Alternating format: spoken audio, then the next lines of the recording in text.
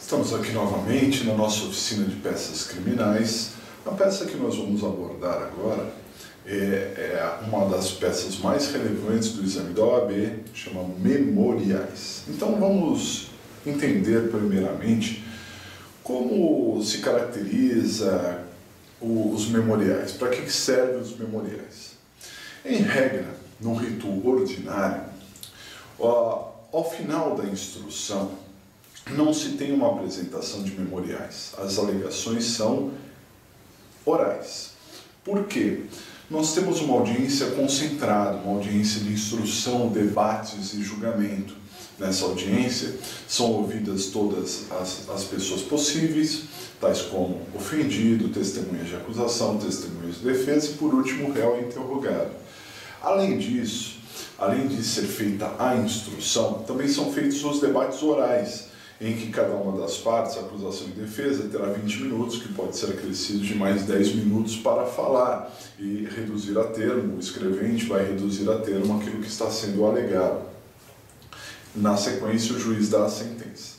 Então, em regra, no rito ordinário, isso acaba se espelhando nos demais procedimentos, em regra, nós não temos alegações escritas ao final da instrução. Nós temos as alegações ditas orais. Muito bem. Acontece que o artigo 403, mais precisamente o parágrafo 3º, e o artigo 404, parágrafo único, esses artigos prevêem duas possibilidades de, ao invés de se apresentar alegações orais, essas alegações possam ser por escrito.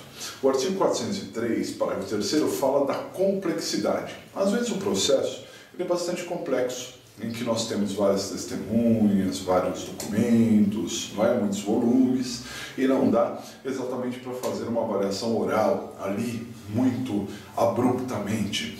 Nesse caso, o juiz, se ele verificar no processo certa complexidade, ele poderá ouvir todo mundo que tem para ouvir, encerrar a instrução e determinar que o Ministério Público apresente memoriais no prazo de 5 dias. Posteriormente, a defesa será intimada para apresentar memoriais em igual prazo.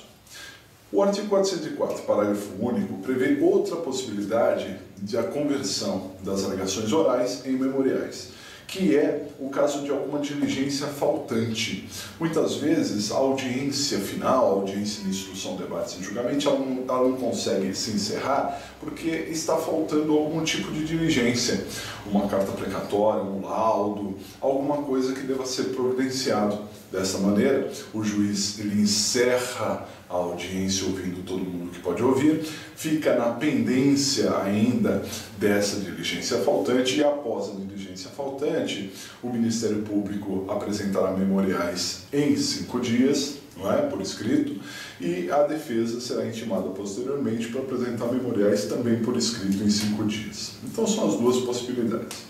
Como ao se falar de complexidade, nós estamos falando de algo subjetivo, porque o que é complexo para uma pessoa não é complexo para outra.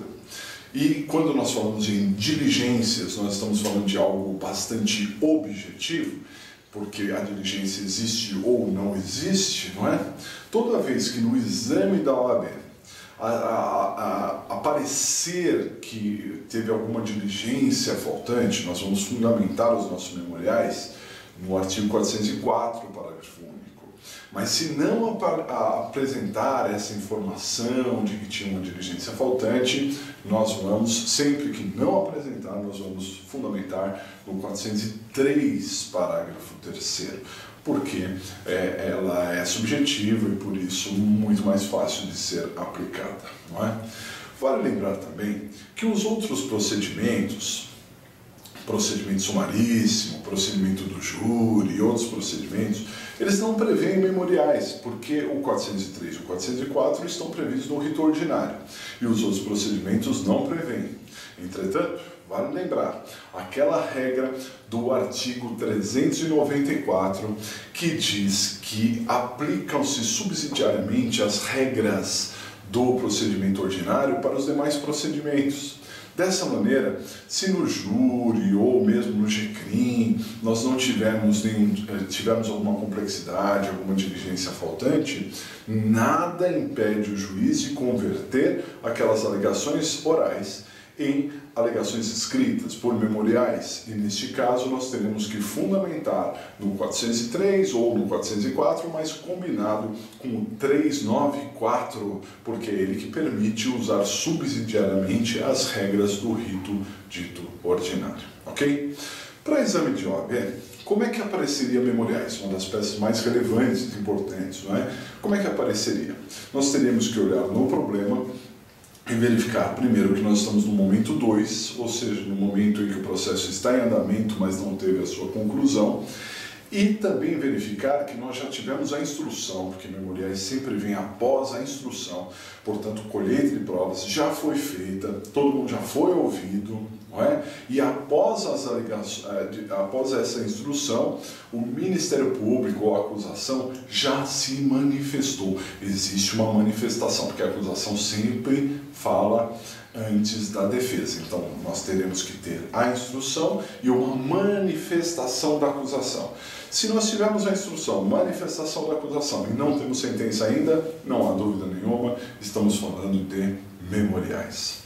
Agora, vamos acompanhar a estrutura, vamos acompanhar a formulação, como se constrói uma peça de memoriais. Então, acompanhe. Aqui, nós temos um endereçamento, não é? E o endereçamento, vale lembrar que em memoriais nós sempre endereçamos para a primeira instância. Na primeira instância nós temos a vara criminal, deixamos ela de lado porque ela é a residual, se não tiver nenhuma especializada vai para a vara criminal. Então vamos olhar se é júri, se é GCRIM, se é federal, não é?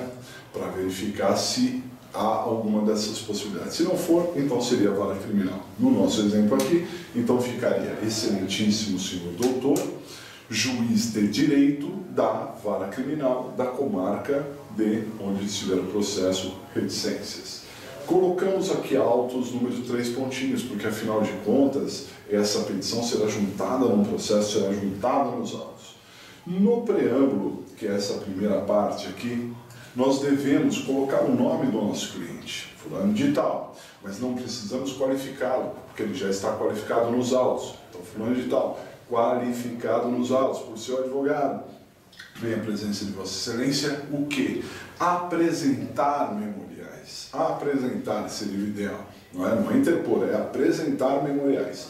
Apresentar memoriais nos termos do artigo pertinente, que é o artigo 403, parágrafo 3º do CPP, ou 404, parágrafo único do CPP, ou ainda 403 ou 404, combinado com 394, conforme nós informamos. Pelos fatos e fundamentos a seguir expostos. Na sequência nós vamos narrar os fatos, que pode ter um parágrafo, mais de um parágrafo. Muita atenção, não faça parágrafos muito longos, não é? É melhor dividir em mais de um parágrafo, então os fatos não precisam estar em um único parágrafo gigante, pode ter mais de um parágrafo, não há problema nenhum. Narre os fatos, conte a história, termine com as alegações do MP. Não foi a última coisa que nós encontramos lá? O MP não pediu a condenação, o MP no júri não pediu a pronúncia, por exemplo, né? Então termine dizendo isso, porque isso é fato. O Ministério Público, em alegações finais, pediu a pronúncia, ou pediu a condenação do réu. E aí nós passamos ao direito. No direito, o que nós vamos fazer? Nós vamos mostrar o reflexo daqueles fatos no mundo jurídico. Vale lembrar que memoriais é uma peça tão importante porque a gente pode falar de tudo nos memoriais. Falaremos do mérito? Sim, é o momento mais propício para se falar do mérito, não é? Além disso, podemos falar de preliminares, como é o caso de nulidade, como é o caso de prescrição e outras tantas situações. E se nós tivermos preliminares, não se esqueça, né? No direito, primeiro vem as preliminares, depois vem o mérito. Então você ataque tudo que for possível, não é? As suas teses. Na sequência, nós vamos para o pedido. Sempre lembrando aquela regra de ouro, aquela regra que diz: veja antes o que o juiz pode decidir, se antecipe. Porque, preste atenção, um erro muito comum dos alunos que estão prestando o exame da OAB. Nós estamos no final da primeira fase do júri. Em memoriais, por exemplo, eu não posso pedir a absolvição no 386, porque na sequência o juiz não pode absolver no 386, assim como não pode condenar. As decisões possíveis numa primeira fase do júri são pronúncia, impronúncia, absolvição sumária ou desclassificação. Dessa maneira, no nosso pedido, e isso vai refletir nas nossas alegações finais, nós temos aqui que pedir uma dessas coisas, ou até mais de uma dessas coisas, não é? Mas nunca um 386 da vida. Agora, se você está num rito ordinário, na vara criminal, o promotor pediu a condenação, é claro que você pode pedir também a absolvição. E além disso, pedir tantas outras coisas. Um pedido bom ficaria assim: diante do exposto, requer que a ação seja julgada improcedente para absolver o réu, no 386, se for o caso, diga qual é o inciso, impronunciar o réu, absolver sumariamente o réu, não é? E aí você vai colocar efetivamente quais os artigos que fundamentam aquilo. Além disso, pode ter outros pedidos subsidiários, né? Ou determinar a extinção da punibilidade pela prescrição, ou anular o processo, ou ab início, ou desde a citação, ou desde a audiência, enfim, da onde tiver algum tipo de nulidade ali presente. Memoriais é uma peça extremamente fácil de fazer, uma estrutura simplificada, das mais importantes, porque é a que mais tem assuntos para serem explorados, dá para explorar múltiplos assuntos. Dessa maneira, cuidado, prestem atenção, vejam e revejam essa aula, que é extremamente importante entender de memoriais. É isso aí.